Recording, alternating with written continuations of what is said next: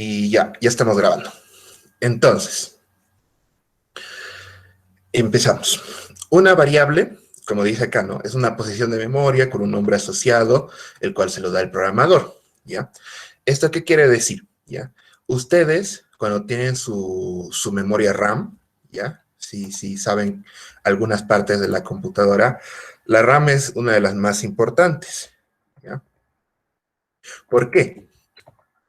Porque es ahí donde se almacena toda la información necesaria para los programas, para que corran, ¿ya? Entonces, ustedes pueden imaginarse, y aquí voy a utilizar una pizarrita virtual para esto, para tratar de ilustrarlo un poquito mejor, ¿ya? Ustedes pueden imaginarse la RAM como si fuera un trencito, ¿ya? No sé si se está compartiendo, sí, efectivamente, ¿ya? Imaginarse como si la RAM fuera un trencito con muchos vagones, ¿ya? Para quien ya sepa algo de programación, es como un vector, ¿no? Entonces, esto, cada casillita almacena bytes, ¿ya? Si ustedes saben de la computadora, un byte son 8 bits, ¿ya? Y un bit es un estado binario, 0 o 1, ¿ya? Entonces, hasta aquí, lo que significa es que su programa, lo que está haciendo que ustedes programan es pues almacenar cada conjunto de datos acá, en las casillas necesarias. Si ustedes crean un número de 32 bits, va a guardar, ¿cuánto? Nos va a guardar 4 bytes, ¿no? 4 casillas de puro binarios va a almacenar y ese es donde está su número. Entonces, cuando ustedes crean una variable, por ejemplo, acá x igual a 13, ¿ya? Y ustedes para ejecutar este código pueden apretar control enter, ¿ya? Y ven que se pone un 1 acá. Lo mismo va a pasar en Colab. Va a salir de cargando la primera ejecutada y ya va a dar bien. O le dan aquí en Run, ¿no? Que también Colab tiene un botoncito similar. Si logran ejecutar esto, van a ver que se ejecutó este fragmento de código y hemos asignado x igual a 13. ¿Qué está haciendo la computadora? La computadora está viendo y dice, a este bloque de la memoria le vamos a llamar x, le vamos a dar ese alias, y aquí va a haber un 13 en binarios, ¿no? Lo va a almacenar de esa manera. Entonces, cuando ustedes accedan para imprimir, para trabajar, va a trabajar sobre este bloque. Pero antes, hace mucho tiempo, cuando no existían lenguajes de programación de alto nivel, pues todo se tenía que hacer con lenguajes como Assembler, ¿no? O lenguajes o directamente en tarjetas perforadas, ¿no? Pero desde la perspectiva de Assembler, ustedes tenían que saber dónde estaba el registro de cada bloque de la memoria RAM para poder trabajar, para poder moverse por este bloque de memoria y acceder. Pero ahora es mucho más fácil porque simplemente le decimos x es igual a 13 y tú al lenguaje de programación le decimos sabrás dónde estás guardando la x, pero yo sé que cuando yo escribo x, yo te estoy pidiendo lo que sea que esté almacenado ahí, ¿no? Entonces, así funciona una variable. Ahora, una variable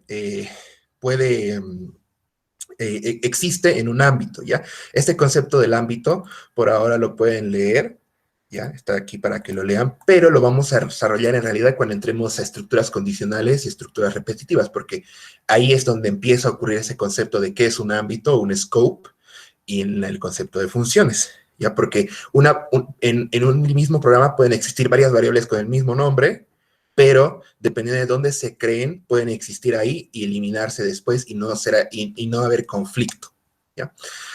Ahora, una variable tiene, dependiendo de los lenguajes de programación con el que se trabaje, ¿no? Se puede referenciar por valor o por referencia, ¿ya? El concepto de por referencia lo vamos a ver más abajo y para eso es por lo que puse las grafiquitas, ¿no? Las imágenes para explicar un poco mejor ese concepto. Ahora, para asignar un valor a una variable, usamos el operador igual, ¿ya? Eso significa x es igual a 13, ¿no? Entonces, espero que me sigan hasta acá. ¿Cómo podemos imprimir el contenido de una variable? Existen dos maneras, ¿ya? Bueno, en realidad existe una manera, pero con el notebook existe una manera alternativa. La manera correcta de imprimir, que esto lo van a hacer cuando veamos ya no con notebook, sino desde la perspectiva de scripts independientes, es print. Con la instrucción print, que literalmente en español significa imprimir, imprimimos lo que sea que esté en X, ¿no? Y aquí vemos que imprime un 13. Perfecto. Entonces, si yo hago a diferencia de print X, escribo directamente X, el notebook me va a decir out 13, ¿no? Es porque el notebook automáticamente es como que llamara un print, pero es porque este estaría llamando el print que tiene para la consola. Si ustedes pueden trabajar con la consola interactiva de Python, que es el REPL, el Read, Eval, Print, y no me acuerdo cuál es la L, de esa manera pueden ir interactivamente escribiendo instrucción y ver que corre. Es similar a lo que hacían con lenguajes antiguos, como el BASIC, que podían correr de esa manera también, instrucciones línea por línea, ¿no? Es similar a eso. Ya no se usa mucho esta idea de escribir directamente sin el print, pero en algunos casos puede llegar a ser útil. ¿Ya? Pero por ahora quédense con que si quieren imprimir, usen el print. Si están en un notebook, pueden escribir directamente la variable. Perfecto. Entonces, ahora, Python es un lenguaje, ¿ya? Es un lenguaje de tipado dinámico e interpretado. ¿Qué significa de tipado dinámico? En otros lenguajes de programación, si es que alguien ha tenido experiencia, se escribe, normalmente se define el tipo de una variable. Para hacer esta variable x no podemos hacer directamente x igual a 3, ¿no? Tendríamos que hacer, a diferencia de esto, definir que x es de un tipo específico y luego asignar a 13. Int a o int x igual a 13. De esta manera tendría que ser. Ya lo voy a poner en Markdown esto para que se coloree en otro lenguaje, por ejemplo, C. En un lenguaje como C sería de esta manera, ¿ya? Pero ¿qué ocurre? Python, al ser un lenguaje de scripting, y les dije que era un poquito lento, ganamos en beneficios de poder hacer abstracciones mucho más fáciles para programar. Entonces, en Python no hay necesidad de tipar la variable. Directamente ponemos x igual a 13 y ya x es 13. No hay necesidad de preocuparse por el tipo, ¿ya?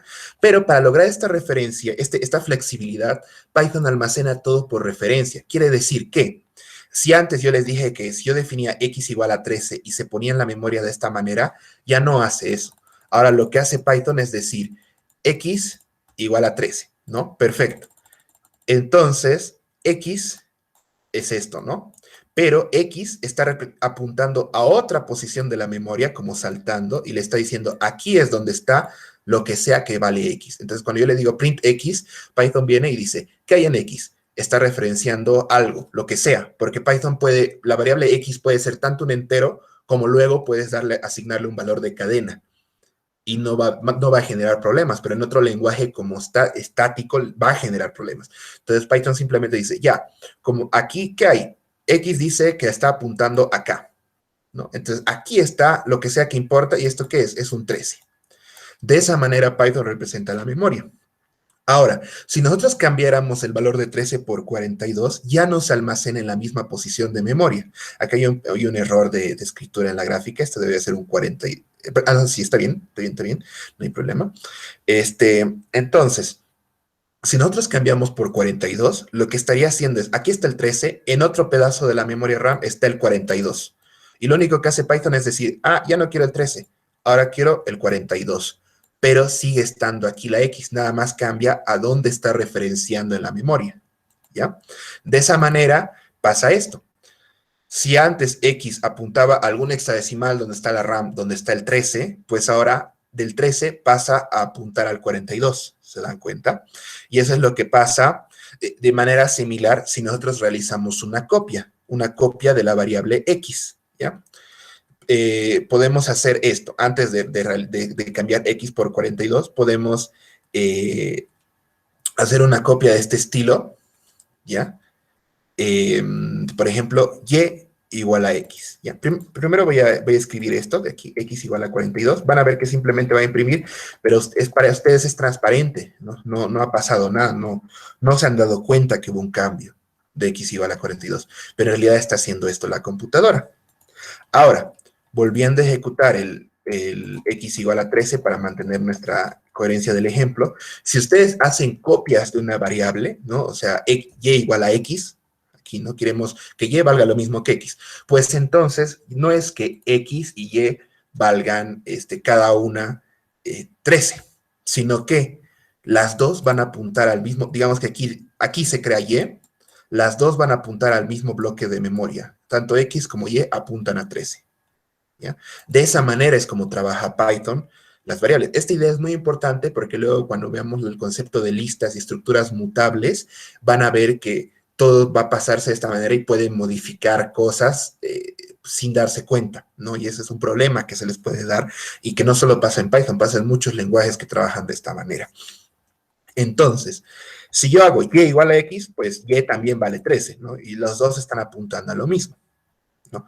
De esta manera evitamos hacer copias innecesarias. Ya no hay dos veces el 13. Solo la computadora sabe que los dos apuntan a lo mismo y ya no creamos memoria innecesaria, ¿se dan cuenta? No estamos gastando RAM. Ahora, para nombrar las variables, ya les había comentado que existen convenciones de buenas prácticas en Python. Una de las más importantes es el PEP 8. ¿Ya? Si ustedes buscan ahorita en Google PEP 8, les va a salir literalmente las instrucciones, como las reglas que se pusieron para escribir buen código en Python, cómo nombrar variables, etc. Y la convención del nombre de variables en Python es con snake case, se le llama, o como... porque tiene como la forma de una, digamos, de una serpiente, porque está la barra baja, y es que cada palabra, si ustedes tienen una variable separada, que deberían ser varias palabras, están separadas por barra baja, ¿ya? Entonces aquí, esta es una variable, cada palabra la separamos con barra baja, ¿ya? Esa es una convención. Mucha gente que viene de Java haría esto, una variable, que esta es la convención para nombres de clases, de objetos, pero eso no lo estamos viendo ahora. En variables como tal es este nombre, ¿ya? Entonces, nunca hagan esto porque su código se va a ver feo y cuando tengan que trabajar en un proyecto en general con Python va a haber incongruencias, ¿ya? De las variables. Uno va a esperar separar con barra baja y cuando no le autocomplete y vea que está con camel case con mayúsculas separando las palabras, va a tener problemas, ¿ya? Entonces, acostúmbrese siempre a separar las variables con palabras de este estilo. Hasta aquí estamos bien, ¿no? Si tienen alguna duda, la van anotando y la voy leyendo en el chat. Entonces, ¿pero qué pasa? Volviendo a nuestro ejemplo de x igual a 13, ¿no? Y luego x igual a 42. Si yo digo x igual a 42 y no hubiera una copia de y, ¿no? Ya no hubiera nada que utilice este 13. Ocurre algo llamado memory leak, ¿ya? O como un derrame ya de la variable de memoria. ¿Qué significa? Que existe un bloque de memoria que no está siendo utilizado, pero está ahí ocupando espacio, ¿no? Y eso es un problema. Muchos de los problemas del Windows, de la pantalla azul, por ejemplo, hace tiempo podía darse por esto. De hecho, si ustedes buscan en internet, memory leak problems o similar, van a ver que hay muchos problemas causados por esto, porque queda memoria sin utilizar. ¿Ya? Incluso hay librerías modernas que siguen teniendo memory leaks si ustedes ven los issues, en los problemas que hay en GitHub, ¿ya? Esto normalmente ocurre en lenguajes donde no existe un manejo de memoria automático, como en C, por ejemplo. Ustedes en C tendrían que alocar la memoria para guardar esto y luego cuando trabajen y ya no quieran utilizar algo, tienen que dealocarlo, caso contrario sigue. Y si ustedes siguen alocando y no dealocan nunca, no liberan nunca la memoria, va a llegar a un punto donde su RAM se va a llenar, pero no la están utilizando. Y se le va a colgar la computadora o simplemente se va a morir el Windows o Linux y se les va a reiniciar, ¿no? Entonces, para ahorrar este tipo de errores que muchos programadores hace tiempo, en los años 90, seguían cometiendo, es que nace el concepto de recolección de basura, ¿ya? Y Python tiene un recolector de basura. ¿Qué significa? Que cuando yo digo x igual a 42, como decíamos hace rato, entonces x apunta a 42, el 13 se queda vacío, el recolector de basura, que es un programa que siempre está corriendo por detrás, va a decir, aquí hay algo que nadie está utilizando. ¿Cómo sabe eso? Porque después les vamos a profundizar un poquito en esto, pero cada como objeto de Python ¿ya? Tiene su conteo de referencia, sabe cuántas variables lo están utilizando. Aquí el conteo sería 1, aquí 0, aquí el conteo sería 2 porque 2 variables lo están usando.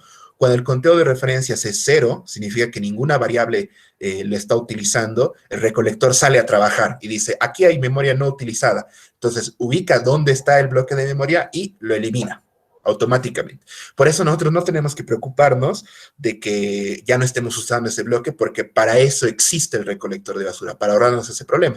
Pero se dan cuenta que ahí estamos pagando con tiempo, ¿no? Estamos ganando en flexibilidad y estamos ahorrando unos problemas más graves, como llenar la RAM del usuario y matar su computadora o el servidor, y a cambio estamos pagando con un poco de tiempo, que si lo ven de esta manera es como algo decente, ¿no? O sea, es algo que vale la pena justificar esa manera, sobre todo cuando tenemos que escribir un proyecto grande y se les puede pasar de algún lado y olvidarse, ¿no? De escribir justo el código para dealocar.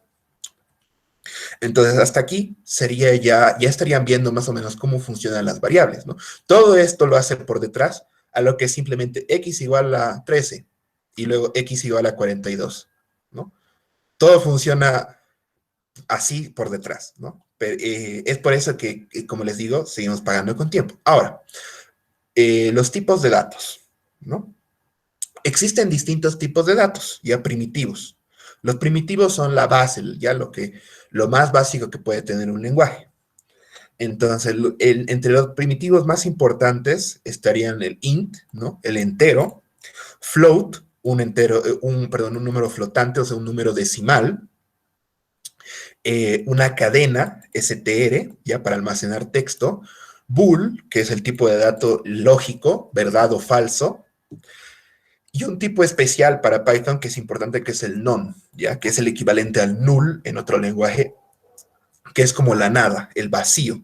Cuando ustedes no tienen, cuando ustedes quieren una variable, pero no le van a dar valor por ahora y van a decir, aquí no existe nada por un rato, Python te deja ponerle none, ¿ya? Y es del tipo none, o sea, de la nada. Aquí habrían dos comentarios, ¿ya? Sobre los tipos. El float es el equivalente a un double en otros lenguajes, o sea, es la máxima precisión que soportaría un número flotante. Podrían tener unos 15 decimales. Normalmente pueden trabajar hasta ahí. Y el int, a diferencia de otros lenguajes de programación donde yo les había dado ahorita el ejemplo de imagínense que un int es de 32 bits, en realidad no. Python tiene una manera muy inteligente de manejar los números que resulta que representa los números en base 32. Es como que cada dígito estuviera en base 32, no en binario. Y de esa manera tenemos como prácticamente infinitos, o sea, el límite de representación de los números es infinita. No lo trabaja como texto, como Java trabaja los integers, sino trabaja directamente sobre la representación numérica haciendo operaciones sobre distintas bases, ¿ya? Y de esa manera Python puede representar números enormes siempre y cuando tu computadora los soporte. Ahora, para saber el tipo de datos de una variable, ¿ya? Utilizamos esta instrucción llamada type, ¿ya? Aquí, por ejemplo, vamos a crear una variable cadena, diga patito, imprimimos la cadena y dice efectivamente, es patito, ¿no? El texto patito. Ahora, en Python no es necesario, pero recomendable entre las guías de buenas prácticas, tipar tus variables, sobre todo cuando tu proyecto crece mucho. Aquí es un poco redundante porque cat ya es una cadena, ¿no? Pero van a ver que hay situaciones donde realmente sí es necesario tipar lo que va a ser que contiene tu variable y estás esperando, ¿no? En este caso le estamos diciendo cat es dos puntos, str, ¿no? Y str, ¿qué era? Str en una cadena. Entonces le estamos diciendo cat va a ser una cadena que vale patito, print cat, patito. Para saber qué tipo tiene una variable, pues type cat str. Aquí podemos type, aquí le podemos poner directamente type 13, para que escriban acá, es un int, ¿no?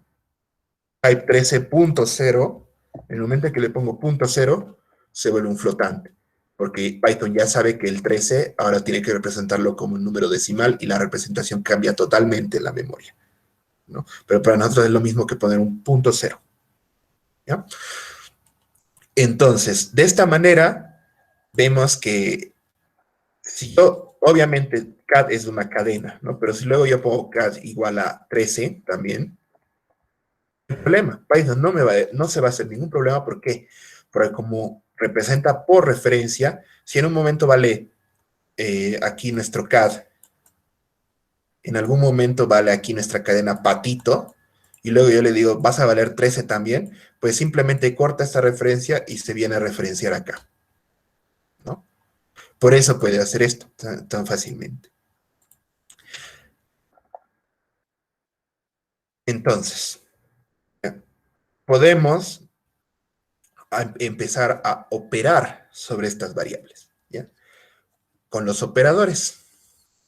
Ahora, ¿cómo podemos, si lo vemos Python desde una perspectiva como una calculadora, así, inicial, si usamos solo los tipos int y float, pues podemos realizar operaciones numéricas, ¿no? Operaciones como la suma, la resta, la multiplicación y la división, ¿no? La división, estas cuatro operaciones básicas, hasta aquí estamos bien. Pero Python tiene una variante, que es la división entera, con doble división. ¿Qué pasa? Si yo divido 15 entre 2, pues no me va a dar un número entero, ¿no? Pero ¿qué tal si yo quiero sí o sí que me dé un número entero? Quiero redondearlo. En realidad no redondearlo, truncar los decimales para que me dé la representación entera mayor posible, menor o igual a el número. O sea, si yo divido 15 entre 3, ¿cuánto me va a dar? 15 entre 2 me va a dar 7.5. Entonces, si yo le hago doble división, pues me va a dar 7, ¿no? De esa manera, esto se van a dar casos donde sean necesarios para facilitar nuestro código, ¿ya? La otra operación importante es la exponenciación. En otros lenguajes se utilizaría la instrucción POW, pero Python tiene nativamente el doble por, que representa exponenciar algo, a la b, ¿ya? Luego, otra operación importante es el módulo, el resto de una división. Si una división no es entera, nos da un resto, ¿verdad? Ese resto se obtiene con el porcentaje. A módulo B me va a dar el resto de dividir A entre B. Finalmente, la comparación. Para comparar dos valores, si son iguales, se utiliza el igual igual, no el igual, porque el igual solamente nos va a asignar valores, ¿no? Pero el igual igual va a comparar valores. De esta manera, estas serían operaciones básicas, ¿no? Las más importantes numéricas. Por ejemplo, aquí vamos a ver un ejemplo. Y esto, la idea es que el notebook que les hemos pasado, ustedes lo puedan ir corriendo, ¿no? De esta manera, conforme vamos viendo. Y puedan ir modificando. Si haga algún cambio, prueben hacer ese cambio también, ¿no? Evaluemos esta expresión. 32 a la 123 dividido entre 42. Si para empezar, si ustedes ponen esto en su calculadora, por ejemplo, yo uso la calculadora de la computadora, ¿no? 32 a la 123 dividido entre 432 me da 3.14748442 por 10 a la 182, ¿no? Ahora, si yo hago eso con Python, veamos qué me da. Me da, a ver, 32 a la 123 dividido entre 432. Sí, aquí he tenido un problema al escribir en mi calculadora, pero ya, aquí vamos a verlo desde la perspectiva de Python, ¿ya? Si en Python lo hacemos con una división, ocurre esto, ¿no? Se redondea automáticamente porque el flotante de Python no puede soportar representar todo este número enorme, ¿no? Pero si yo lo hago con una división entera, y se dan cuenta, este número es múltiplo de 512, ya es divisible entre 512. Entonces, la división debería ser perfecta, no debería tener ningún resto. Entonces, si yo divido entre un número, entre 512 nomás, pues voy a tener este error de redondeo en la representación. Pero si yo divido como entero, que sé que no me va a dar ningún resto ahorita, efectivamente tenemos este número que representa todo esto, ¿no? Se dan cuenta que es un número enorme, que normalmente en un lenguaje de programación más clásico esto no se podría representar, pero Python lo hace instantáneamente, ¿no? Por su buena implementación que tiene de este módulo numérico. ¿Ya? Otro ejemplo, vamos a calcular el área de un rectángulo, ¿ya? Utilizando variables. ¿Ya? Si yo te doy la base de un rectángulo, que es 10, y la altura 15, pues entonces asigno base igual a 10, altura igual a 15, área igual a base por altura, print área, 150. Aquí van a notar algo extraño, ¿no? La instrucción if barra baja name igual a main pass. ¿Ya? Bueno, en este caso no hay el pass, pero el pass aquí es para indicar que algo va a haber ahí, pero todavía no lo estamos implementando. Esta sentencia de código se utiliza para indicar en Python que lo que viene acá es el código principal, ¿ya? Esto tiene más sentido cuando vemos cuando ya veamos el concepto de funciones, etcétera, pero tengan en cuenta que si van a escribir un script en un archivo .py por separado, no en un Jupyter Notebook, es recomendable que le den esto, ¿no? Van a ver que es necesario ponerle esta instrucción para decirle que lo que viene aquí adentro es el main, ¿no? El programa principal, y lo demás son funciones externas, son otras cosas, ¿ya? Aquí lo pongo como ejemplo, ¿ya? Para que quede un poquito más claro. Otro ejemplo que podemos ver, ¿ya? Podemos verificar si un número es par con la operación módulo, ¿no? Si A es igual a 18, queremos saber si A es par. ¿Cómo sabemos si A es par? Aquí estamos usando dos operadores, ¿no? A módulo 2, o sea que el resultado de dividir entre 2, si es 0, ¿no? Lo estamos comparando con 0, igual a 0, es par, porque se puede dividir entre 2 y no da ningún resto. Si nos diera un módulo, entonces sería impar, porque nos daría de resto 1, ¿no? Si imprimimos esto, nos dice true, porque nos está dando la condición lógica de que es verdad, o sea, de que efectivamente es impar, ¿no? Perdón, es par. Pero si yo le pongo 19, me va a dar false, que es el booleano, ¿no? El resultado lógico de que es impar, ¿ya? Hasta aquí. ¿Tienen alguna duda o algo que no se haya comprendido?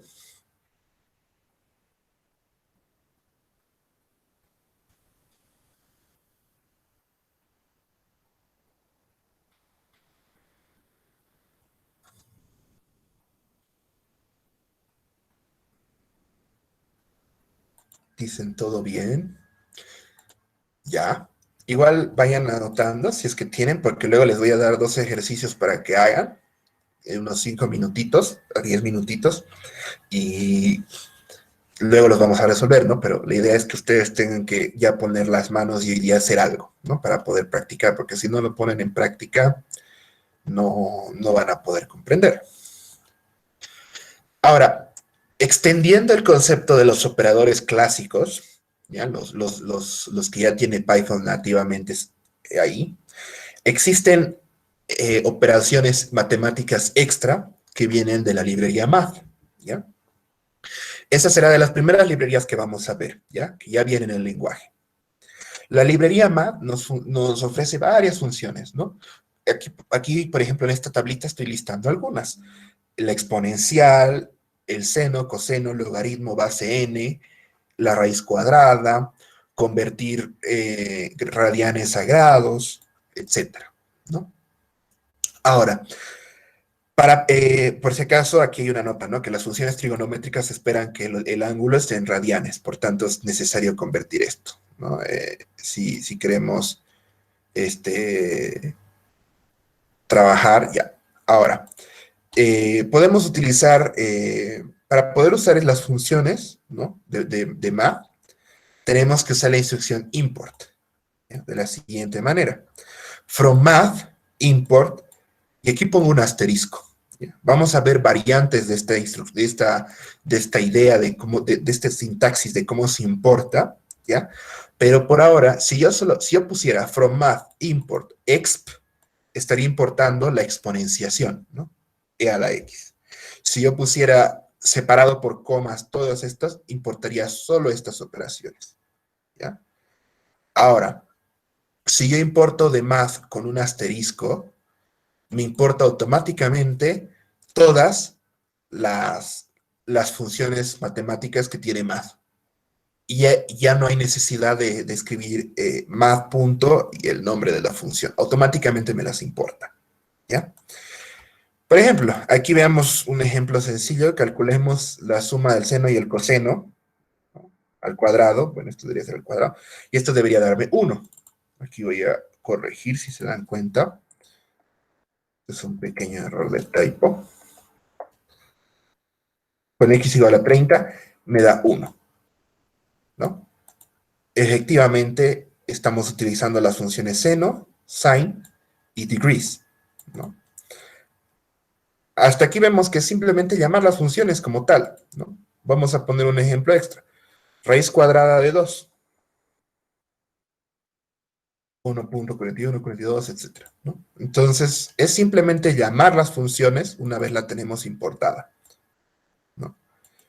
Entonces, para ver qué funciones tiene math, pueden ir a la documentación de Python, que hoy día les voy a pasar el enlace en los apuntes de la clase de hoy.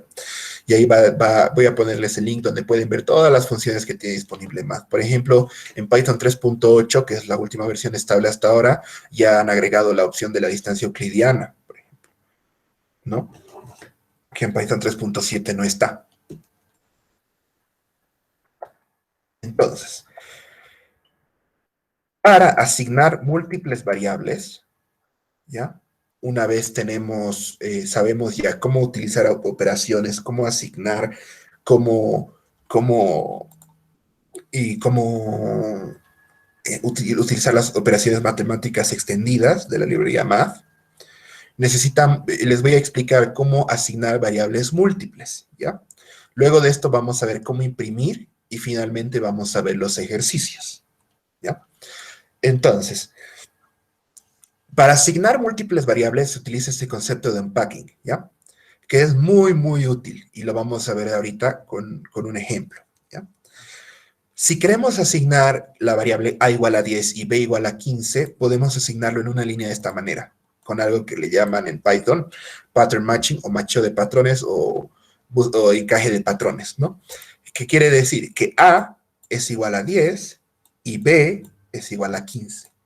Esto es equivalente a lo que está aquí arriba, ¿ya?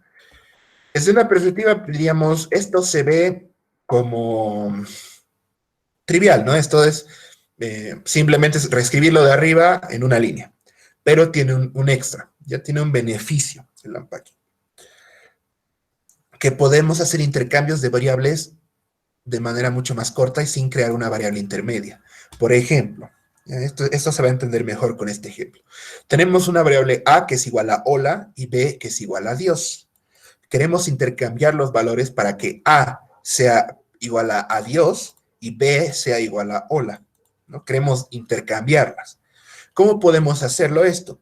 De dos formas distintas, ¿no? Primero decimos a y b igual de esta manera, y para intercambiar tendríamos que crear sí o sí una variable intermedia, porque si yo asigno a b, le doy a, luego he perdido el valor de b, ¿no? Tenemos que guardar en algún lado. Entonces yo digo c es igual a, ¿no? Guardo a, luego digo b es igual a, y ya perdí el valor de a, ¿no? Pero ahora a ya vale lo que vale b, adiós.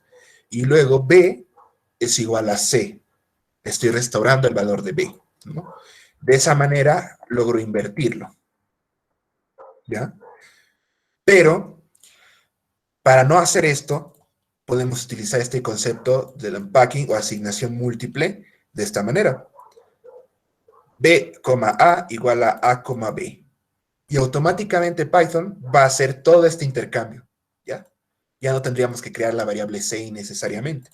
Y vemos que el resultado es exactamente el mismo, ¿no? Aquí le estoy diciendo a b, asignarle lo que sea que haya en a, y a asignarle lo que sea que haya en b. Y ya está, ¿no? Python va a hacer esto por nosotros. Esto es útil, ¿ya? Cuando lo veamos al final, cuando hagamos, por ejemplo, la tarea de los Fibonacci, ¿no? Una serie muy clásica de generar los números Fibonacci. Con esto es literalmente una línea y ya está, ¿no? Ya no hay que porque el truco de los Fibonacci era esto, ¿no? Hacerte pensar la lógica de cómo intercambiarlo. Pero ahora, desde esta perspectiva con Python, esto es trivial, una línea y ya está, ¿no? Entonces, si hasta aquí no entienden algo, como les digo, siempre pónganlo en el chat de aquí, ¿no? De la llamada. Y lo voy a leer y vamos a responder. No tengan miedo de preguntar. Como les digo, tienen que entender bien porque luego van a tener que hacerlo ustedes, ¿no? Y luego va a ser peor si no pueden hacerlo.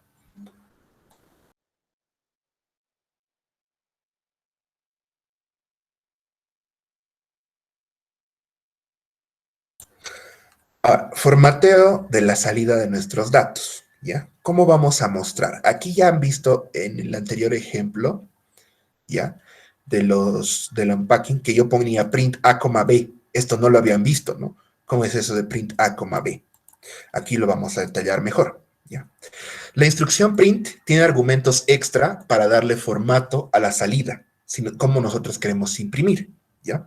Para imprimir varias variables en una sola línea, se separan por una coma. Por ejemplo, si yo quiero imprimir 12 y 13, pues imprimo print 12, 13. En el anterior ejemplo era print A, B, ¿no? Imprimía hola, espacio, adiós, ¿no? Por defecto, Python le pone esta separación un espacio, ¿ya? Pero nosotros podemos modificar. ¿Qué tal si queremos imprimir literalmente A, B, ¿no? O sea, el print hola, adiós, ¿no? No queremos que estén separados, que estén con un espacio, ¿no? Queremos por comas. Esto se puede modificar dándole a un argumento sep, ¿ya? Una cadena separadora, ¿ya? Si yo pongo print 12, 13, sep, flechita, ¿no? La cadena literalmente espacio, flechita, espacio, o coma, siguiente, dos puntos, espacio, vamos a ver que efectivamente nos los separa de esa manera, ¿no? Y esto va a ocurrir para cualquier número de argumentos. Si yo pongo 14,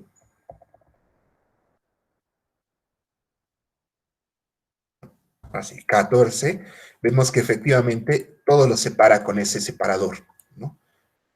De esta manera, nuestra salida se puede formatear más dependiendo de la, acorde a la situación con la que queremos que se vea, ¿no? Sí, por otra parte, se dan cuenta, cuando yo hago print y luego otro print, hay un salto de línea, ¿no? Imprime una línea entera, salta la línea, imprime otra línea entera, ¿no? Si no queremos que ocurra esto, no haya un salto de línea, podemos modificar la instrucción print con el argumento end, ¿ya? Que end, por defecto, en Python, vale barrita, un backslash n. ¿Qué es backslash n? Entre los comandos ASCII, ¿ya? Los comandos que representan la base del texto, ya de la representación del texto en computadora, el barrita n es el salto de línea, ¿ya? Quiere decir una línea nueva. Al igual que el barrita T es lo que se escribe ahí en el texto, ¿no? De la computadora cuando ustedes apretan Tab. Ya si ustedes apretan Tab, tabulación, se pone barrita T, ¿no? Pero no se les muestra como cuatro saltos de línea, cuatro saltos, cuatro espacios, ¿no? Pero es porque la computadora lo está renderizando de esa manera, lo que representa un tab, pero internamente el texto literal, como lo guarda la computadora, es una barra T, ¿no? Y lo mismo pasa con el salto de línea. Cuando ustedes apretan Enter, la computadora escribe barra N y ya sabe que lo siguiente lo tiene que imprimir en una línea después, ¿ya? Si queremos modificar esto, ¿no? Para que no haya un salto de línea, podemos poner, en vez, aparte del sep, podemos poner end, ¿ya? End, siguiente línea. De esta manera, en que 12, 13, siguiente línea, ¿no? Es lo que se imprime al final, después de que termina de imprimir lo demás. Y la siguiente línea, como ya no hay un salto de línea, ¿no? Si aquí pusiera barra N, se imprimiría nueva línea en el siguiente, haciendo un salto, ¿no? Como si hubiera apretado Enter. Pero si yo no pongo ese barra N, se imprime seguidito, ¿no? De esta manera, entonces, ya podemos formatear como querramos nuestra impresión, ¿no? Ya no hay necesidad de imprimir, concatenar la salida, etcétera. Directamente ponen separados por comas y se dan cuenta que podemos imprimir distintos tipos de datos, ¿no? No solamente números y luego solo cadenas. Si yo quiero imprimir, por ejemplo, 12, ¿ya? Y yo digo n igual a 12, ¿ya? Y luego quiero imprimir print la mitad de 2, pongo aquí, ¿no? La mitad de n es, dos puntos, n entre 2.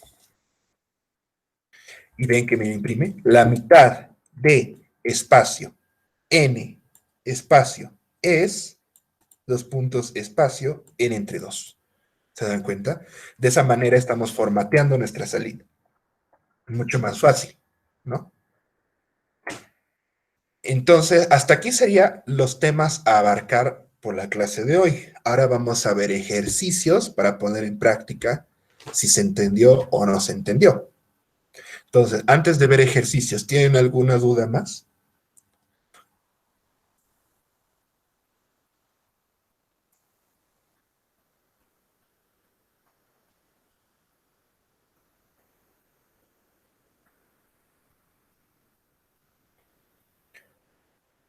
Mm, sí, qué tiene el end? ¿Cuál sería la duda con el end?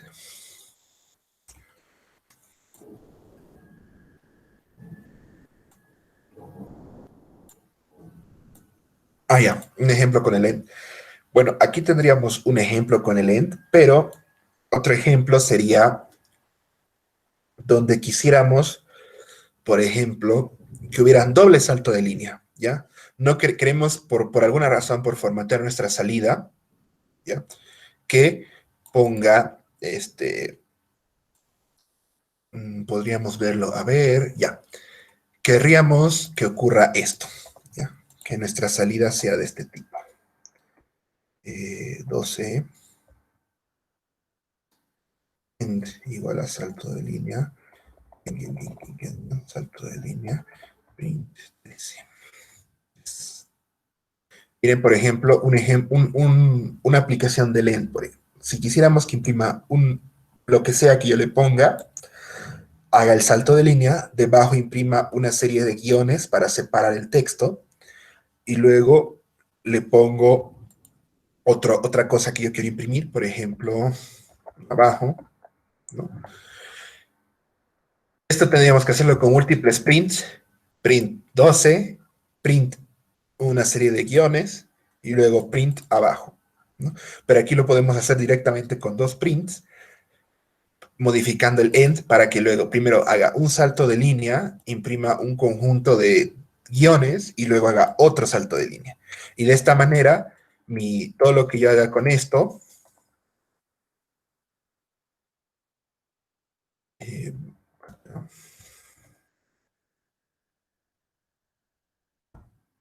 en que va a repetir este patrón, ¿no? No, no existe println porque si se dan cuenta, el print de Python ya te pone un fin de línea al escribir print, ¿no?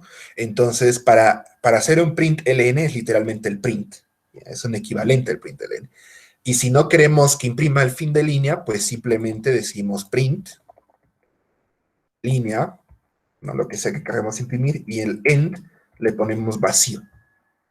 Luego pongo print otra línea, y se dan cuenta que ya no pone nada el end, ¿no? Entonces, un print normal en Python es un print, el equivalente a un print ln, ¿no? Imprimir una línea entera. Si yo le pongo print y modifico el end para que no haya nada, literalmente la cadena vacía, el texto vacío, que es comilla, comilla, ¿no?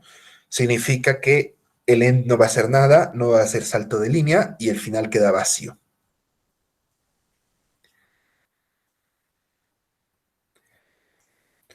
No sé si se queda clara la idea.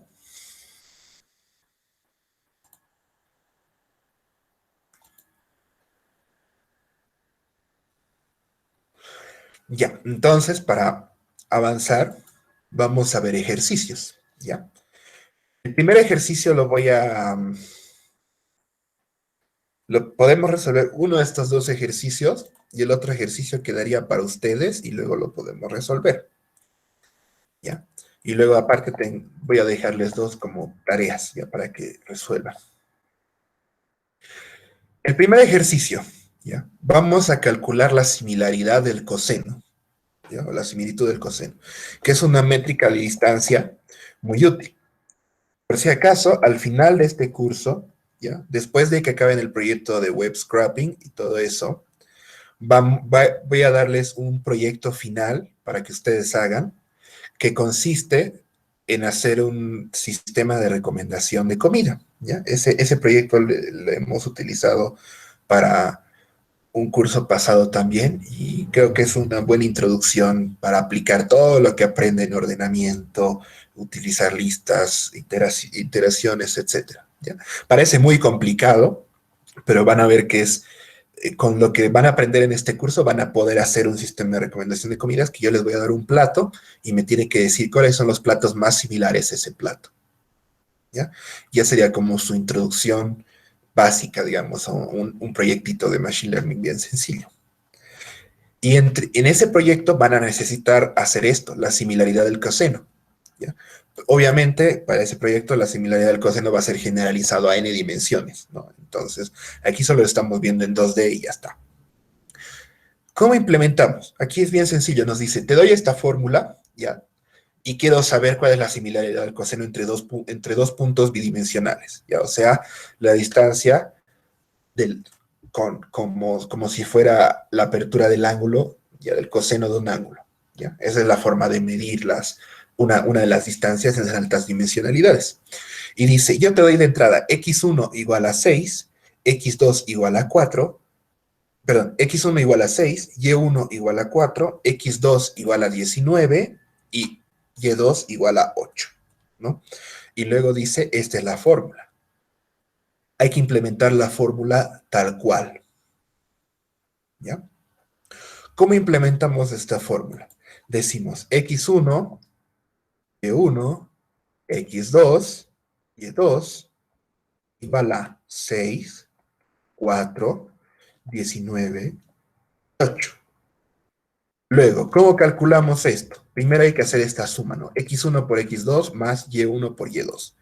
Lo ponemos escribimos, ¿no? Distancia igual a x1 por x2 más y1 por y2 dividido entre SQRT. Aquí tendrían que importarlo, ¿no? La raíz cuadrada, pero como ya hemos importado arriba no hay necesidad. SQRT x1 al cuadrado más y1 al cuadrado, ¿no? Como dice acá, raíz cuadrada de x1 al cuadrado más y1 al cuadrado por raíz cuadrada de x2 al cuadrado más y2 al cuadrado. Aquí estamos utilizando la división, estamos utilizando la suma, la multiplicación, la raíz cuadrada y la exponenciación, todo junto, ¿no? Es literalmente la fórmula. Ahora imprimamos esta distancia, print distancia. Y a ver, tenemos esta distancia. Quiero verificar que no exista ningún error en nuestra implementación. Aquí está, Y2. Así. Entonces, implementando correctamente, nuestra distancia es 0.9821, etcétera, ¿no? Que tiene sentido con lo que estaba en la salida, por eso debería dar 0.9821, ¿no? Con este caso de prueba. Entonces, de esta manera hemos implementado similaridad del coseno, ¿no? Se dan cuenta que es literalmente copiar y pegar la fórmula, en este caso, ¿ya? ¿No se entendió efectivamente este ejemplo o hubo algo que no se entendió de aquí?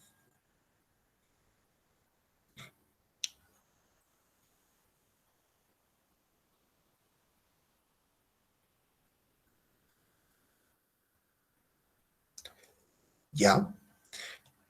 Entonces, ahora en el notebook que les he pasado está esto, ¿ya? Implementen esto en base a lo que entendieron de acá, háganlo correr y tiene que darles la misma salida y luego tienen que resolver este problema de las monedas británicas que ahorita les voy a explicar. ¿Ya? Es un proyecto, es un ejercicio bien introductorio. Pero primero, hagan correr este código, lo voy a ocultar para que no puedan verlo y tienen que implementarlo. Tienen unos 5 minutos hasta las y 32 y hasta ahí pasamos ya al siguiente ejercicio y el siguiente ejercicio es más complicadito, entre comillas. Tienen 5 minutos para implementarlo y confirmar.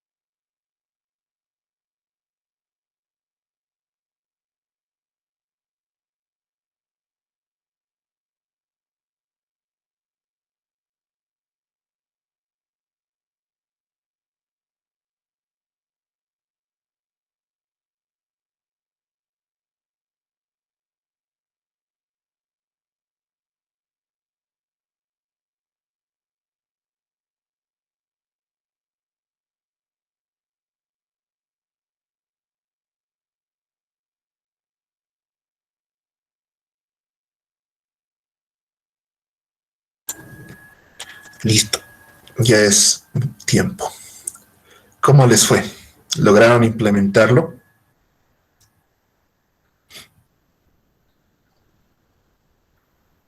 Sí, y hay alguien que sí.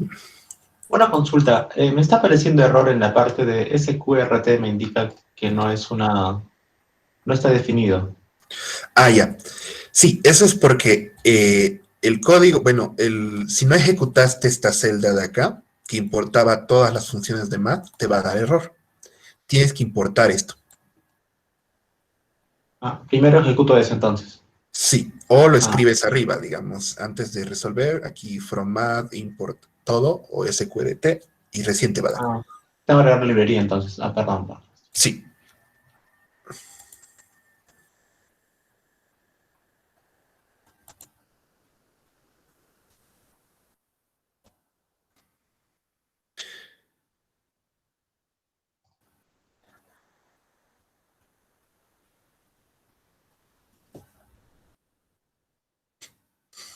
Ya salió. perfecto. Bueno, ya tenemos unas 4 o 5 personas que dicen que sí. Una consulta, ahí aparece in entre corchetes 4. ¿Por qué? ¿En qué parte? Cuando lo ejecuto. En la misma línea, o sea, al comienzo de la línea donde se ha escrito el ejercicio, Ah, ya, ya, ya. entre corchetes 4 dos puntos, pero antes no aparecía entre corchetes nada. ¿Qué significa ese 4? Sí, lo que ocurre ¿Las es, variables? no, el in significa que esta es la celda que se está ejecutando, o sea, es la entrada al kernel de Python que va a ejecutar este código. Y esto dice, esta es la instrucción o el conjunto de instrucciones número 37 que se va a ejecutar. Si te das cuenta, se enumera, notas que está enumerado aquí desde el Ya. inicio. Se ven todas las instrucciones enumeradas, en qué orden has ejecutado cada una de las instrucciones. Por ejemplo, yo he ejecutado esta 3x igual a 13 6 veces, por tanto, y esta es la instrucción 6, no hay instrucción 1 porque he ejecutado lo mismo varias veces. Ya, entonces por la cantidad de veces que ejecuto esa instrucción, aparece el Eh, número ahí. no la cantidad de veces, sino el orden en que la ejecutas. Si yo ejecuto esta, por ejemplo, mira, tengo esta instrucción, la instrucción 30, esta es la que se ejecutó, la número 37, ¿no? Y luego vuelvo a ejecutar este print, esta debería ser la 38, ya no la 35. Ya, me da el orden en la hoja donde estoy trabajando. Sí, el orden de instrucciones que ejecutas. Ya, ok, Y si ok. no pones print acá, si solo pones distancia, te va a decir un out directamente, ¿no? Que es lo que Notebook estaría exportando, digamos, la salida. Perfecto, gracias. Entonces, bueno, ya varias personas han dicho que sí, normal. Entonces pasamos al siguiente ejercicio, que este ya es un poco más de pensar, ¿no? Dice, aquí tiene su historia, ¿no? Aquí dice JB, esto es porque es un ejercicio del juez virtual de la carrera de informática. Si quieren lo pueden resolver después, pero nosotros estamos ya preparando para que ustedes lo puedan resolver desde notebook para la siguiente clase, cuando ya puedan ver cómo leer datos, ¿no? Entonces, el problema dice, acá, en el año 1961, Gran Bretaña utilizó un sistema de monedas de la época de Carlomagno. ¿Qué ocurre? Las monedas son el penique, chelín y la libra, ¿no? Y entonces dice, eh, para cada chelín equivale a 12 peniques, ¿no? Es más o menos como nuestra relación, ¿no? Digamos, los centavos, ¿no? 100 centavos son un boliviano. Entonces, de 50 en 50, pues hacemos un boliviano, ¿no? Por ejemplo. Entonces, en este caso, un chelín son 12 peniques. 20 chelines, una libra. Dado una cantidad de peniques que te doy, convertir esta cantidad en libras, chelines y saber cuántos peniques, si es que me sobran peniques, me quedan que no son convertibles a libras ni chelines. Entonces, aquí dice la instrucción, ¿no? Para esta conversión utilizamos su equivalencia máxima en libras y luego vamos convirtiendo la mayor cantidad a su equivalente en chelines y el restante se mantiene en peniques, ¿no? Devuelve estos datos, aquí dicen un vector de enteros, pero no es necesario acá. ¿Por qué? Porque ustedes pueden hacer con un print este formateo. Aquí dice, no, la entrada va a consistir en un entero, un número entero A, que representa las monedas en peniques, y luego yo tengo que imprimir este formato, ¿no? Aquí tenemos el ejemplo. Por ejemplo, 533, entonces si yo tuviera, digamos, ya hubiera calculado, ¿no? Cuántos debería darme, entonces, digamos, yo podría poner print y mi output sería de esta manera, ¿ya? Voy a ponerle entre comillas acá, ahora sí. Y aquí el chelín, perdón, aquí el penique, libras, chelines y peniques, entonces está bien. Libra,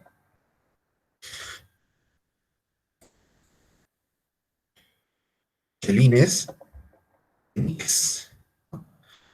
Esta sería nuestra forma de imprimir nuestra salida. ¿Ya? Obviamente tendría que ponerle las comitas acá para que imprima literalmente la coma. Pero eso ya es cosa de formateo, que luego nos va a importar un poco eso, ahorita no tanto. Esta sería nuestra salida.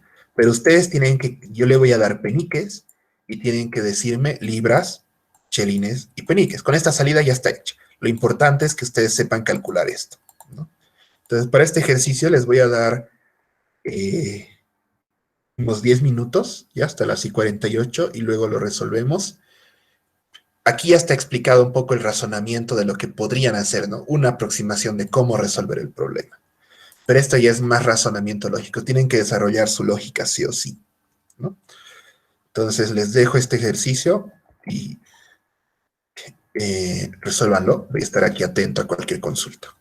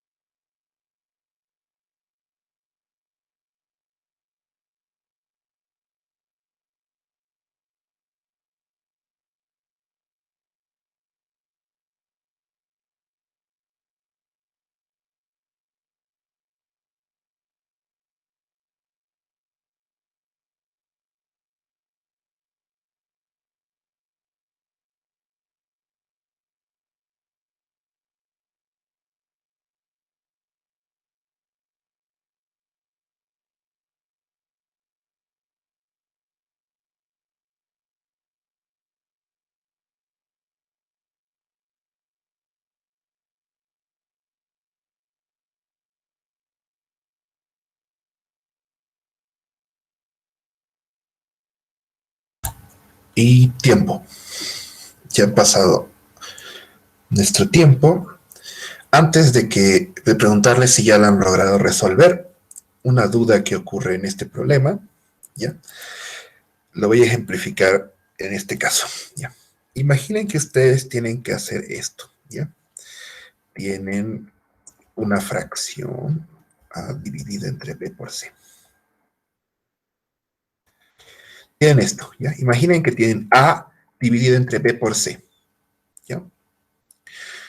Para hacer esto con código, lo que ustedes tendrían que hacer es escribir A dividido entre, y entre paréntesis, B por C. ¿Ya? Si ustedes escriben A dividido entre B por C directamente, es equivalente a que estén resolviendo esto. A dividido entre B por C. Un momentito.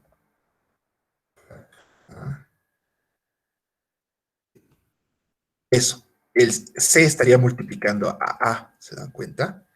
Entonces he visto que alguien tiene un problema con esta división. Esta división específicamente tiene que estar entre paréntesis, porque esto es como si esto fuera A y esto fuera B. Entonces, al dividir todo esto tiene que estar entre paréntesis para que la división sepa que tiene que dividir entre la multiplicación de acá, ¿no? Entre B por C, y no entre B y luego multiplicar esto, todo lo que dé el resultado, por C. Si no, van a tener ese problema. En eso tengan mucho cuidado.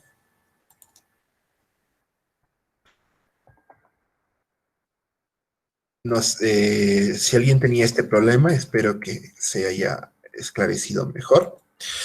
Y ahora, ¿quiénes pudieron ya resolver este problema de las monedas británicas? ¿Ya lo pudieron hacer? ¿Tuvieron algún problema? ¿Tienen alguna duda? Antes de que pasemos a resolverlo acá.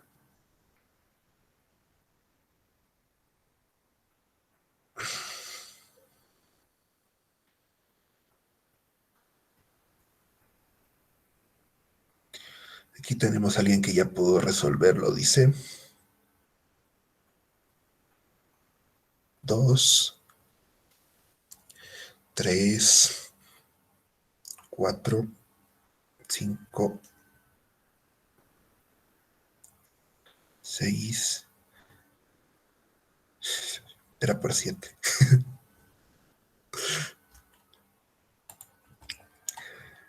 Bueno, ya tenemos un buen número de personas que lo han resuelto. Las demás espero lo hayan resuelto y en realidad tengan miedo de decir sí. Pero si no pudieron resolverlo, vamos a explicar, bueno, voy a explicar una solución, ¿ya? Y ya ustedes pueden tratar de resolverlo razonando de otra manera, ¿ya? Pero la idea que propone el problema es esta, ¿ya? Vamos a probar con alguno de estos casos. Vamos a decir, peniques igual a 533. Y decimos, la equivalencia es un chelín, 12 peniques. Una libra, 20 chelines. Una forma de resolver esto sería diciendo, ¿no? ¿Cuántos chelines puedo tener o cuántas libras puedo tener con estos peniques, ¿no? Esa es una de las alternativas que la que te propone acá, ¿no? Te dice, calcula, ¿no? ¿Cuántas libras en total vas a tener de estos peniques? Luego eliminas cuántos te quedan, ¿no? Y de ahí trabajas eso para generar chelines. La otra alternativa que yo voy a hacer, ya porque no voy a resolver de esta forma para que ustedes puedan resolverlo así, es un poco, entre comillas, más rebuscada, pero es casi igual, ¿ya? Digo, ¿cuántos chelines tengo con los peniques? ¿Ya? ¿Cuántos chelines puedo obtener con esos peniques?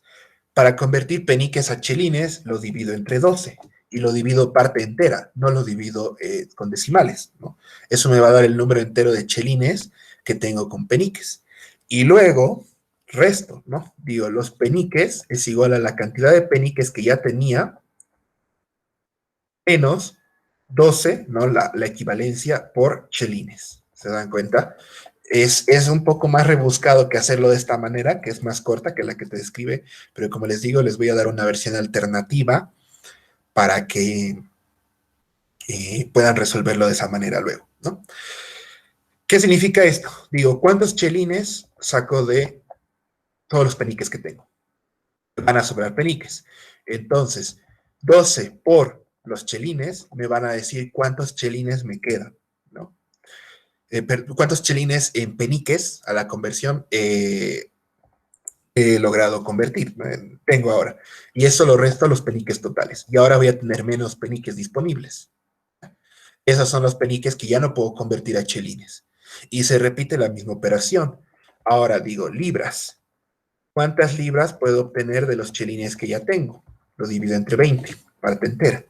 Y luego los chelines que me quedan, pues los resto a las libras que he logrado convertir. 20 por libras. Y luego imprimo. Me dice aquí invalid syntax. Aquí estoy cometiendo un error. No he separado por comas. Ahora sí. Libra is not defined. Libras.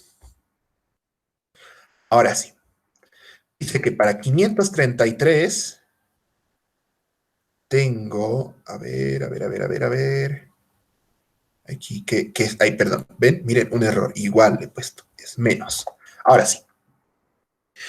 Dice, para 533 tengo peniques, tengo 2 libras, 4 chelines y me quedan 5 peniques. Ahora, para cero debería darme pues 000, ¿no? Para 6, como solo tengo 6 peniques, no puedo convertir ni siquiera un chelín, por tanto me quedo con 00 y 6 chelines. Para 491, 4091, tengo 17 libras, 0 chelines, 11 peniques. Para 10,000, 41 libras, 13 chelines, 4 peniques. Se dan cuenta que esta solución es, entre comillas, un poquito más rebuscada que la solución que propone acá. Pero como les digo otra vez, esto es para que ustedes lo puedan resolver bajo esta lógica, ¿no? O lo razonen en una lógica alternativa. ¿Se entiende el razonamiento para este problema? O bueno, esta solución.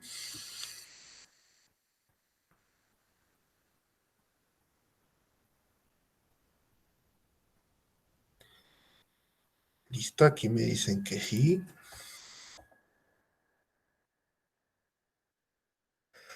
Ahora, como extras, se los voy a poner 2 ejercicios más, ¿ya? Se les voy a poner un ejercicio que tienen que descomponer el tiempo, que es similar a este caso de los chelines, todo, pero con minutos y segundos, ¿no? Y otro de calcular la distancia entre 2 puntos, ¿ya? Que si se dan cuenta son similares, pero a este caso, ¿no? De las monedas y de la distancia del coseno, solo que la distancia entre 2 puntos va a ser con distancia euclidiana y de los chelines, peniques, etcétera, va a ser con unidades de tiempo, ¿ya? Para eso, aquí lo voy a subir a la plataforma en un momento para que ustedes puedan ver y se los quiero ejemplificar cómo van a resolver de esta manera, ¿ya? Para que no tengan dudas. Así que no se me vayan todavía todos.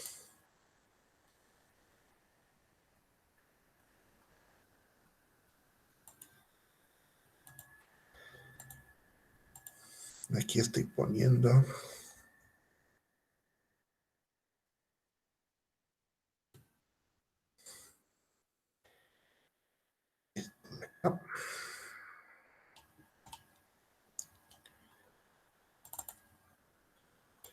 Por ejemplo, les voy a poner el ejercicio de descomponer el tiempo ahora.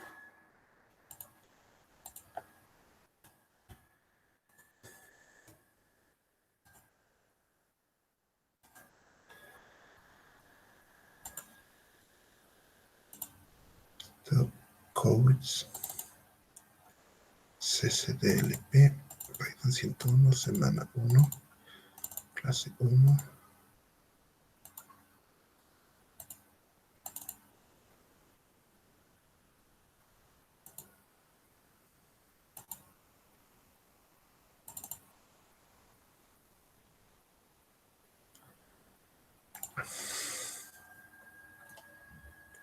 Listo. Igual agrego esto de descomponer el tiempo para que ustedes, perdón, de monedas británicas.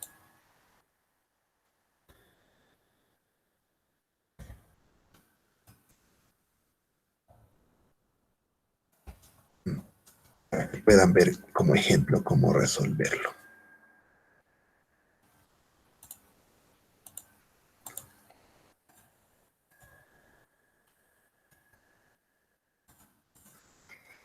Listo, esto está acá.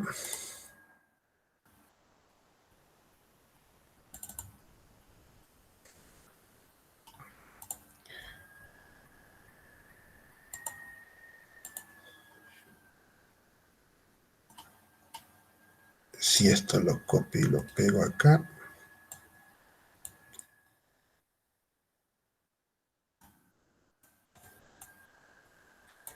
Debería poder funcionar y con esto les explico cómo lo resuelven esto.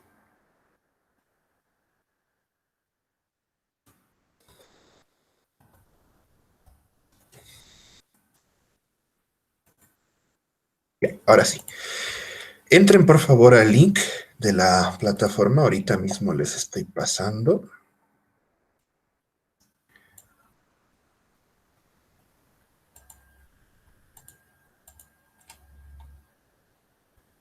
Aquí está. Les voy a compartir por el chat.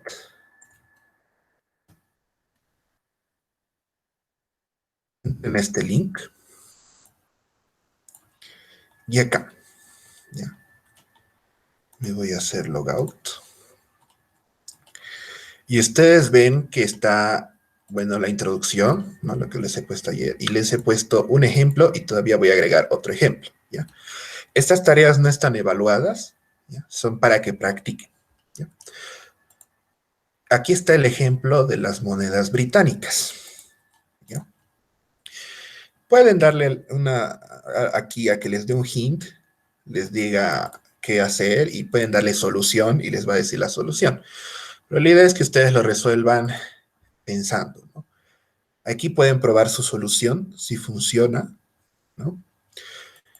Y este es para otro problema, el problema de descomponer segundos, y ahorita voy a agregar el otro problema que va a ser el de distancia euclidiana. La idea es que hasta dentro de un ratito más puedan hacerlo todo. Entonces, viendo el ejemplo 1, este de acá, de las monedas, ¿no? Ustedes, aquí ven que hay un for, todo, pero lo importante es que ustedes escriban simplemente aquí, en este bloque y en este bloque, ¿ya? Nada más. Porque si ustedes escriben, lo de acá es simplemente para que se los evalúe, ¿ya? Va a evaluar y va a verificar que su respuesta sea correcta. Entonces, si se dan cuenta, podría poner aquí mi mismo código, ¿no? Ya tengo los peniques, asumiendo que ya he leído los peniques, ¿no?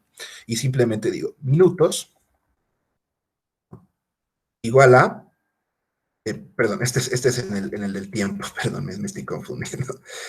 Ahora sí, simplemente pongo chelines igual a peniques, ¿no? Lo mismo que habíamos hecho, dividido entre 12.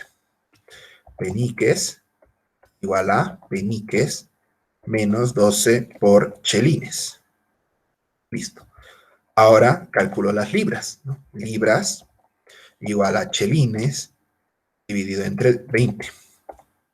Chelines igual a chelines menos 20 por libras. Run. Va a dar esta salida y está probando para todos los casos automáticamente. Prueba 533, 245, 0, 0, 0, 0, 0, 0, 6, 17, 0, 11, 41, 13, 4. ¿Cómo sé si está bien automáticamente? Le doy submit. En el momento en que le doy submit, me va a decir buen trabajo, que significa que lo he hecho bien. Si aquí pongo una conversión errónea, me va a dar error. Definiste correctamente la variable de conversiones. ¿Por qué? Porque ven que la conversión que me está dando es otra totalmente distinta. ¿Noten? Entonces, si le sale un verdecito que dice buen trabajo, significa que lo han hecho bien. Con esto ya pueden probar su código. Esta tarea no se va a evaluar porque es como introducción. A partir de la siguiente clase ya les vamos a dar tareas evaluables, pero esta es la idea que ustedes prueben, ¿no? La segunda tarea es muy similar a esta, solo que en vez con estas conversiones de monedas, etcétera, es con tiempos, ¿ya? Minutos y horas. Yo te doy segundos y tienes que calcularme minutos y horas. ¿Está bien? ¿Alguna duda de algo que no se entendió para esto? Esta sería como su tarea del día de hoy. Ahorita mismo voy a agregar la, el segundo ejercicio para que puedan verlo. Y por ese caso, las cuentas, hasta mañana ya les vamos a dar sus cuentas, ¿no? De lo que debería, para que puedan ya empezar a hacer el día jueves las tareas ya evaluadas, ¿no? Porque como les digo, como estas tareas no son evaluadas, cualquiera las puede resolver, ¿no? Cualquiera puede dedicarse a aplicar estas, pero ya las tareas más complicaditas, digamos, las vamos a evaluar y van a poder ustedes ver su keep track, ¿no? De saber lo que ya han estado haciendo, si lo han estado haciendo bien y cuáles ejercicios ya han resuelto.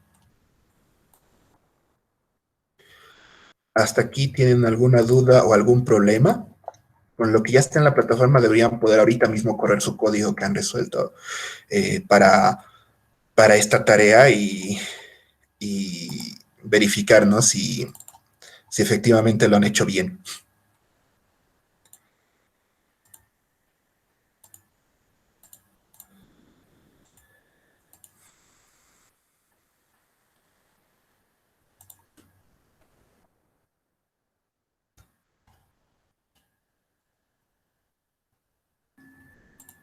Aquí estoy poniendo el de distancia entre dos puntos.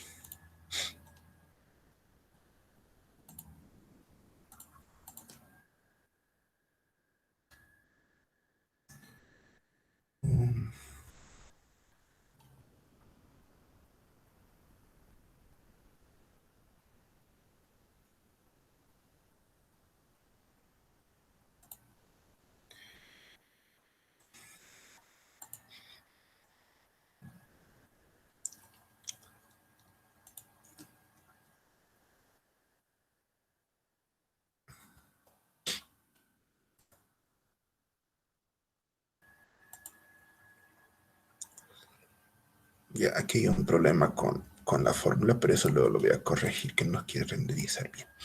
Quitando, a ver, ¿qué dice? Ah, ya. El hint es para que les diga alguna, si es que tienen algún problema, les dé alguna pista, ¿no? Le he puesto alguna pista. En este caso, dice cuidado con el nombre de las variables y eso es porque para que les evalúe correctamente cada estado de las variables, tienen que ponerle tal cual el nombre. Si dice que le pongas minutos, tiene que ser minutos, ¿no? Para que va a verificar lo que está haciendo el autograder en este ejercicio es ver que en cada iteración, minutos, o en este caso igual de las monedas, chelines vale lo que debería valer cada chelín en cada paso del código.